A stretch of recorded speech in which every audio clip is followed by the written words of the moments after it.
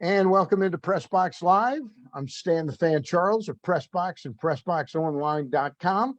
With me, as always, on these Thursday night excursions into the world of newsmakers and the world of sports, is Gary Stein of Studio 83 and the voice of the UMBC Retrievers in all sports. How are you, Gary? Ready to talk some Golden Arm, my friend. How about you? All right, we're going to do that in just a minute with our guest, D.P. Smith III, otherwise known under his real name, David Smith. But I got to talk to you all out there in our viewing audience about the Costas Inn. That's right. Everybody in Baltimore knows the Costas Inn is the place to go if you want to sit down at your favorite bar or restaurant, eat steamed crabs, crab soup, steak, whatever it is on the menu that you like to have at the Costas Inn. But during the pandemic, they learned one thing there at the Costas Inn, that a lot of people, it's going to be a long time before they're comfortable dining in. So they upgraded everything to do with the curbside service that they provide for you. Check out their menu, CostasInn.com. Give them a call at 410-477-1975, and they'll have the food ready for you to pick up. And it's delicious and it's packed really right. The Costas Inn. Check it out. Again, website CostasInn.com. Gary, our guest, is David Smith. He writes under the pen name of D.P. Smith, and he's got a book out right now. Great cover. The Golden Arm Gentleman. Thank you for getting those to us, D.P. Appreciate it. And David, first, before we dig into the book, and obviously that's what we had you on to talk about, you're a writer of non-sports books before this. This is your first endeavor to sports. Tell us a little bit about what else you've written. Well, first of all, guys, thanks for having me on tonight. It's an honor and a pleasure to be on your show.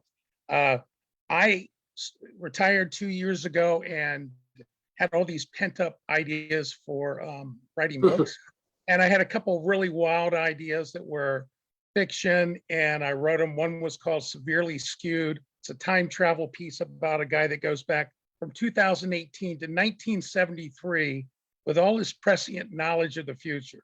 And he makes a ton of money by betting on the World Series in 73 with the Mets and the A's, because he was a diehard Mets fan. So, but the next book was Elvis Returns to Graceland. Elvis convinces God he's in heaven. He says, "You got to send me back down there. I think I can make a difference." And he gets 30 days to come back and to stop all of the stuff that went bad in the year from hell from 2020. And so this was my first foray into fiction, and being a big Johnny Unitas fan and even a bigger Baltimore Colt fan, and I grew up in the era of Baltimore sports. I wanted to get something out about that generation of all of us, that grew up in that era. So the book is called, and by the way, you just said fiction. This is nonfiction. This is your first nonfiction book, The Golden Arm Gentleman. Great cover, D.P. Smith III. Tell us, first of all, the cover art. It's a pretty unique piece. Where were you able to snag that and legally use it? Well, my heart goes out to Sandra Unitas and the entire Unitas family. They're just tremendous people. I've spent many hours talking to Sandra and Joey, Paige, and Chad, and they're in the book quite a bit. But one of the things that Sandra asked me earlier on, she said, "David," she said, "I have a portrait hanging in our living room that Johnny, for years, it hung in the Golden Arm." And what she did is she had it taken down and restored, Stan, because it had years of cigarette smoke and toil and all of that thing. So she had it restored. Here's an incredible story that's in the book. It was finished just 2 days prior to Johnny's untimely death on September 9th, 2002. She was able to hang it up in the living room. He came down getting ready to go out, and he goes, "Wow, that's an incredible picture." And Sandra smiled and told Johnny, so is the guy in the picture. So that's where that came from. So we were able to get that. I've got great people down at Palmetto Publishing, give them a plug down in Charleston, South Carolina. And they just do incredible stuff with art and things like that. They were able to take it. And I've had people tell me that it's kind of a haunting picture. Yep. But if you recognize the picture, it was actually done by an artist with Johnny at Memorial Stadium. And he's standing there looking out at the stadium. And what they did is they went ahead and darkened everything. Yep. And I think the image is just really something that captures the spirit of the book. All right. Before I turn you over to Gary, I'm going to ask you if there's a way to move your camera down a little bit. There you go. Perfect. Is that good? DP, tell us a little bit. This is not like the typical sports book I've read, and I won't say I've read it through from start to finish, but this is a really kind of a fan's book, isn't it? Because you really loved Johnny Unitas, didn't you? Absolutely. That to me, as I told Sandra, it was a labor of love. Everybody that I've talked to, basically, when growing up, number 19, we all have these memories as a kid. We get kind of excited when we saw that blue and white jersey or the white with the blue numbers on it. There was something really kind of special about that number 19. And Johnny Unitas was my boyhood idol, but I had another one too, named Brooks Robinson. And you start thinking about how fortunate we were. Many people go their entire lives, and if they're lucky, they'll have somebody that they can clearly call an idol, somebody that they just grew up idolizing. But here we were in Baltimore, and we had two of the best. Yeah. And that's what I try to capture in the book, the spirit of the generation. Michael Olesker, a great columnist in Baltimore that we all know and love, he talks about that era and just how fortunate we were. 58 and 1958, the Colts, the NFL really wasn't the powerhouse league that it was. And then 1958 happened. People were looking down on the field in the Bronx on December 28th, and here's Johnny U moving them down the field with pinpoint precision. And just their jaws are dropping. 40 million people on NBC for the first time. And that's when NFL truly came alive. You can go back and make a case that that's when the NFL really kind of became the powerhouse it is today. Yeah, go ahead. So DP, I mean, I'm just going to ask, not how old you are necessarily, although you probably would tell me, but you don't seem old enough to really remember the 58 game. Like, we all know about the 58 game, but none of us were alive. Well, at least I wasn't alive for the 58 game. I was alive, Gary. I was alive and kicking. Yes, you were. So DP, though, your fandom of the Colts really started when in Johnny's career? Well, first of all, in 1958, as I say in the book, the only thing I had in common with Olesker and those other guys that got to witness that when they were 13 teenagers watching it, I had a bib with the Baltimore Colt horseshoe. Okay. So you were an infant, right? I'm 64 years old. I talk to your question, 1965. My dad took me to my first Colts game, and then after that, we were just diehard Colt fans. And 66, really, a lot of people don't realize this, but the Colts should have gone to the Super Bowl instead of the Chiefs. The kick was wide left. Next time you get Garceau on there, talk to Scott. There's no doubt about it. He's talked about it. Yeah, absolutely. Absolutely. Tom Eddy, and he had sort of a, right before Tom passed away, Scott tells me of a real funny kind of sit down that he had.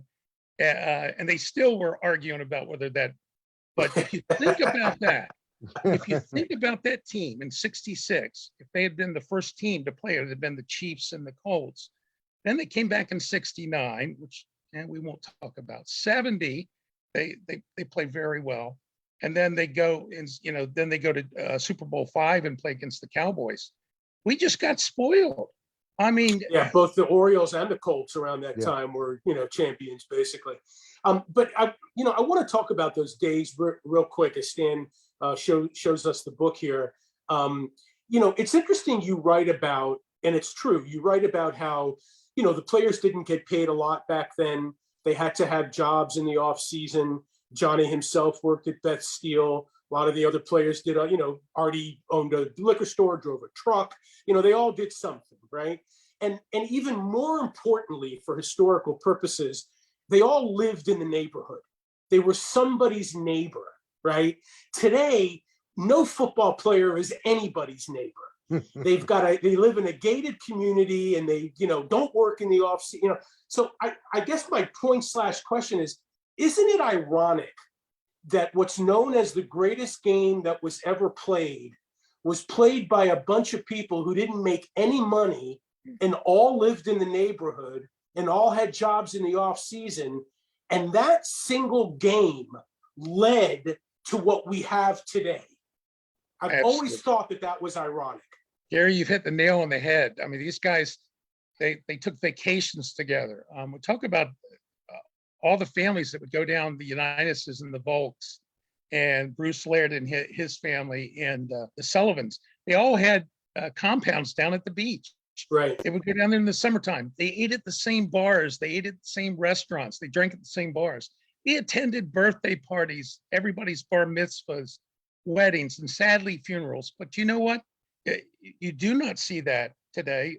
Usually when the last play is made, the whistle blows in the last game, most of these players today, they're on planes going out on the West Coast, going to various homes. These players back then returned to their homes, and they took a few weeks off, got to caught their breath, and then they went to work for Beth Steel, or Dan Sullivan was working for Mrs. Filbert's Margarine. Right.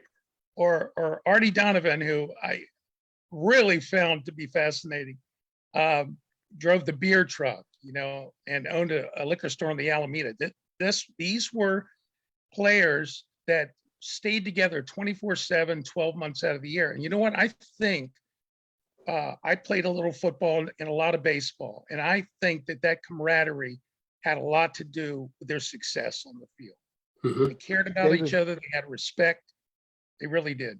David Smith is our guest. He writes under the name D.P. Smith III, and this is his first foray into sports, the Golden Armed Gentleman. You start out, and you've said it to me in some of our communication, with the supposition that Johnny Unitas is the GOAT, the greatest of all time. Now, that's your opinion, and I'm not going to dissuade you from that opinion, but isn't his real greatness in the invention of what became known as the 2-minute drill? I mean, in other words, his greatness is that, because we can argue that till the cows come home about Brady or Montana, but Johnny Unitas is the only one that had the ability to change the position forever. Is that what you mean when you say the GOAT? Absolutely, Stan. He was definitely the originator of the 2-minute offense. We talk a lot about the timing patterns in the book, and Barry Levinson, the great director, I talked with him for 3 hours about this one night. We just got off on a tangent. He would go out and watch Unitas and Barry run that play after everybody went to the showers. There's Unitas taking his 5-step back, looks left, throws right without even looking, hits Barry as he tippy-toes the sideline. You just don't get that good unless you practice these things. But that had a lot to do with the 2-minute offense, being able to do that, whether it was hitting Lenny Moore out of the backfield or hitting some of his other great receivers, Marchetti. Other teams then started kind of looking at this and saying, maybe this Unitas guy knows something, But Barry Levinson was amazed me just with his recall. acuity. With his recall. Absolutely. Yeah. His recall, he wrote 4 and directed 4 great Baltimore films. Yep. Diner's one of my all-time favorites, but he talks about the very thing that you talked about, the 2-minute offense, and it just didn't happen, Stan. These guys worked on it. Weeb Eubank let Johnny do what he wanted to do. David, Different story when, just move that camera oh, again. I sure will. There we go. Okay, good. Different story when Shula came to town. Yeah. Not to take any daggers at Don Shula, but Weeb Eubank let him do it. And I think the conformity out of what Johnny did, to your point, there was an evolution of that position. And don't forget, it was a lot of power running back then with Jimmy Brown and big guys like that. And one can make a case for the 1957 season, which Johnny put up incredible numbers. Is really his second full year as a Colt quarterback. But the MVP went to Jimmy Brown that year, Jim Brown. But yeah, to your point, Stan, exactly. Question. The evolution. But the one thing that he has over Unitas, over the Bradys and the Montanas, when you went into a publisher to talk about writing another book on Johnny Unitas, I'll bet you didn't get blowback. I'll bet you got, well, what's your angle? You know, there was some excitement about it. Am I right? Absolutely. The biggest thing about this was that I didn't want to write just another John Unitas book. There's some great books out there, which I know I took time and noted the authors of them in the book. I wanted to write something about our generation and how it felt to be out on that football field in December when the feel of kneeling down with your teammates and you're drawing plays in the mud as the cold air, you're breathing in the cold air and the frosty snow that catches your on your roof of your tongue, and then going out there and making that Raymond Berry-esque catch of the day to win the game. And I said it doesn't get much better than that, but that's what that was all about. And then today's generation, again, not to throw darts, but a lot of them don't get to really experience that because they're really more time on, on video games and the internet and Katy Perry and a whole lot of other stuff I talk about in the book. And I'm a big Katy Perry fan, by the way. It's funny. I live in an area here, northwest of Baltimore. Got a lot of fields out here, baseball fields, football fields, soccer fields. Nobody's on them. They're like museums. Nobody, no, we can't touch that beautiful sand lot. Nobody's ever playing.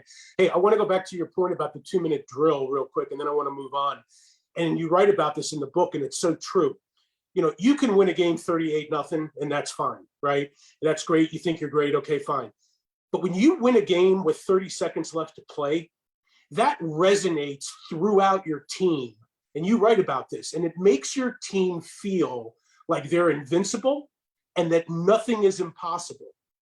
And that is, in sports, life in general is all psychological. It's all up here. Absolutely. If you believe that, and that's the greatness of Unitas, is the greatness of Unitas went to the rest of the team, made them feel invincible because of what he could do within 2 minutes. Well said. Steve Rosenblum, I chatted with him. I had a very good Sunday afternoon with Steve, who was just very reminiscent of that very point. Where is Steve now? Is he in New Orleans? I think he's in Louisiana. He is in Louisiana in one of the parishes. Okay. Stan, I've got it written down somewhere, but he is doing very well. And his recollection of his father coming and buying the Colt franchise and what he did for Baltimore earlier on. Yeah. He had a great banner that hung in the locker room. It says, what you say here stays here when you leave here. And he said, we were a family. He said, and he said, people throw that around a lot. He said, but to Gary's point about the psychological, I almost say an implant into his. Yeah, I read that portion of the book. Yeah. These guys felt that they were infallible. They said, oh, we're down.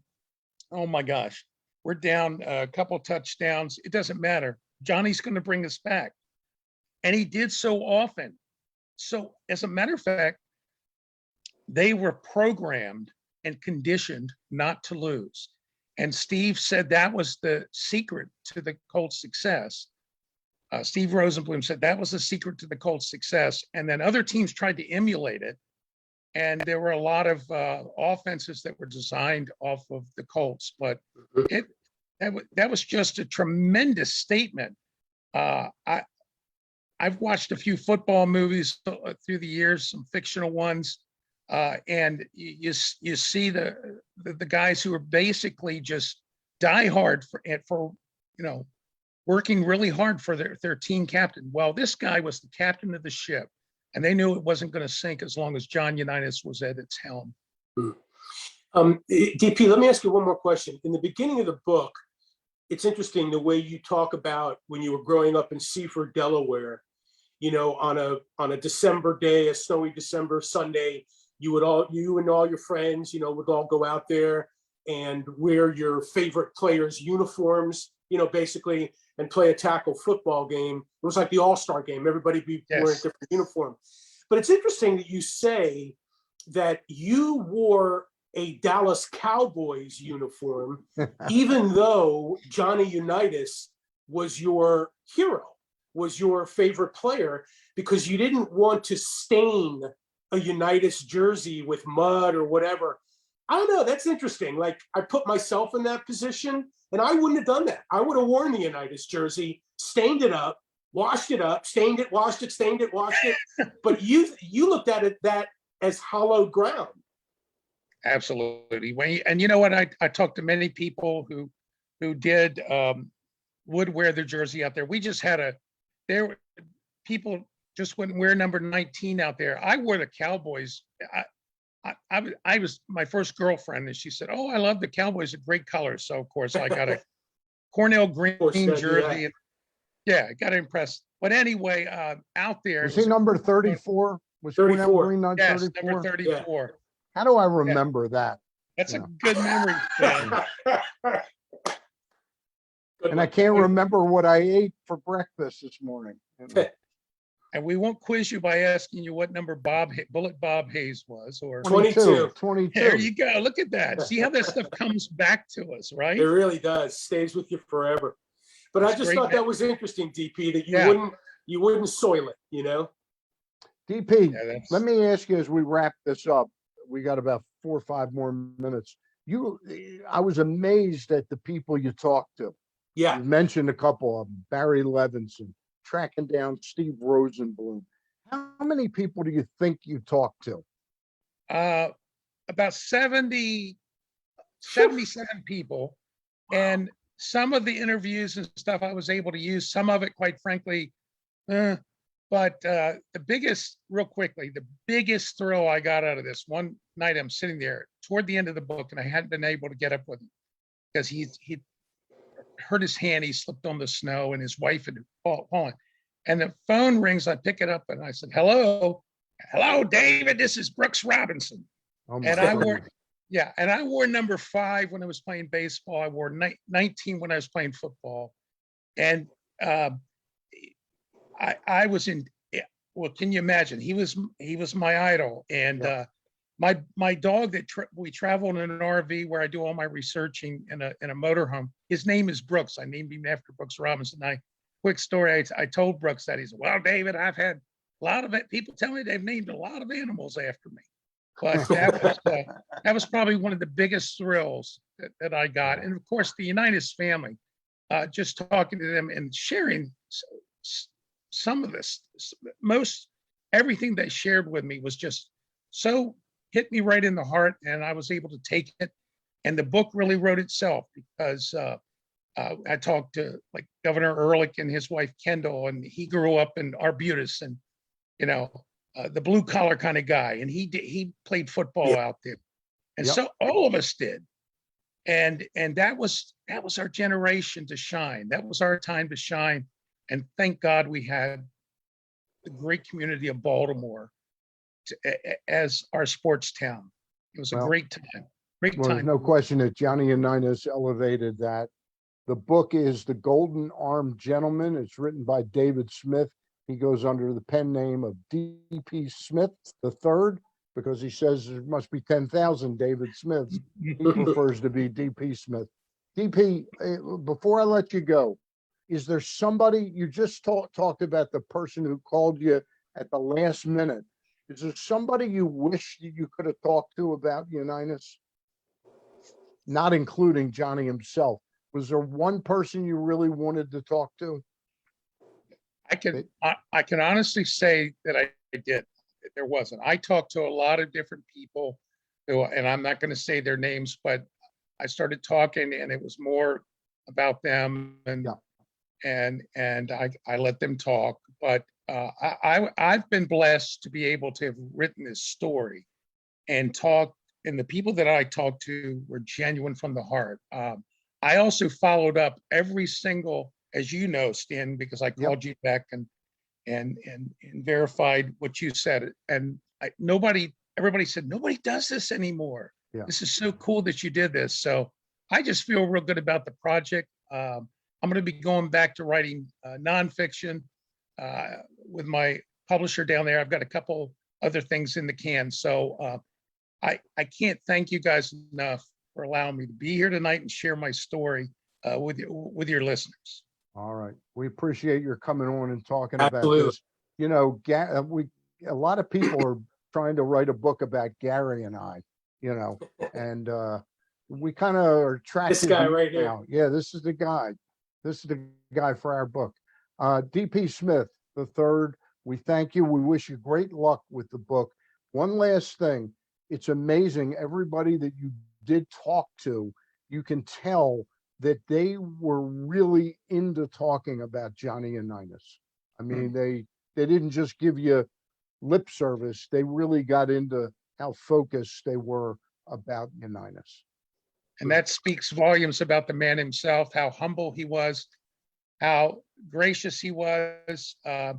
Didn't talk about himself. He'll go 7 for 10 and he'll talk about the blocks that were made or the great catch. All right. The book is The Golden Arm Gentleman. Gary? Yeah, I was just going to say, and DP in general, and you did this in this book. I think it's great when somebody writes about a childhood memory or hero or something like that, because we can all relate. And it gives us an opportunity as we read the book to remember those days, you know, remember when you were 10 years old, 12 years old. So much crap going on in the world today. Sometimes you just want to get away from it. There's no better memories than when you were a kid. So thank you for doing that, because it allowed me, and I haven't finished it either, but I will. It allowed me to go back. And I'm not from Baltimore and I didn't follow Unitas like you guys did, but I have my own people. I've got the Greasy, Zonka, Warfield, and Kicks of my generation down there. So it allowed me to take a moment and remember that. And I appreciate that. Absolutely, Gary. Thank you for the kind words. And you talk about Greasy and those guys down there in Warfield and that gang, Kick and Zonka, and that's quite a they were childhood as well. They were something. I'll tell you, they were something. All right, guys, we'll do it again next week. Gary, we've got on Thursday night at 7:00, ex-Baltimore Raven Rob Burnett comes in to talk about somebody he's pretty upset that passed away last week. Tony Siragusa will talk to ex-Raven Rob Burnett. DP, thanks again for being on with us. Thank you. Thank you, DP. For DP Smith III and Gary Stein, I'm Stan the Fan saying over and out. But I got to mention real quick the Costas Inn again. You guys can stay or leave if you want. You know, I want to hear it. Like you do. The Costas Inn, located what do they at do, 4100 North Point Boulevard. Gary, why don't you do the commercial this time? Well, I mean, I'm not going to do it as good as you. I'll tell you that. But that's true. That's true. Anyway, the Costas Inn, 4100 North Point Boulevard. Everybody in Baltimore knows it's a great place to go watch your favorite sporting events on the TVs all throughout the facility. The Costas family is always around, but during the pandemic, they really raised their game in what's now known as curbside. We used to call it takeout. Go to the website, costasin.com, and you can order your food and pick it up, and it's never messy, always packed perfectly, and the food is great. The Costas Inn, 4100 North Point Boulevard. Again, for David Smith, Gary Stein, I'm Stan the Fan. We'll see you down the road. Have a great holiday weekend coming up. Bye.